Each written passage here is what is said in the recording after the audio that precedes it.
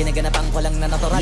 Ay inagapan ko na makusag nilaban. Sino kayo ginamang minahal? Tagal na natutunong ko rin tumagal. Tsaka alam ko naman na inaabangan na. Sana tabangan yung papakawalan para di naabangan.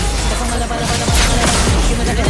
galingan kaya nakasanayan ko makabuo na madiin. Di ko na malayo narating matay ako na sa ilin. Mga naniwalang di ko pwede biguin. Di ko pwede pakitaan na bitin. Mga tingin na kalang busugin ko pa din. Ganun sa masyado sa kalitiin. Alam ko na mainit ako nagbabantay. Kung paano ako sapaglay matyagang nag-aantay. Kung kailan ako tatamlay at lalay-lay. Medyo mga laway na makita ako na mahina. Umay na manira nga rin. Narin na maghila kasi nga walang pinanginang hindi pamatay. Ito na masarap magpag daming bago. Daming bago mula kilalanin tao. Daming tulak sa amin palaging maging planado. Palaging pakado pag umalaw palaging planado.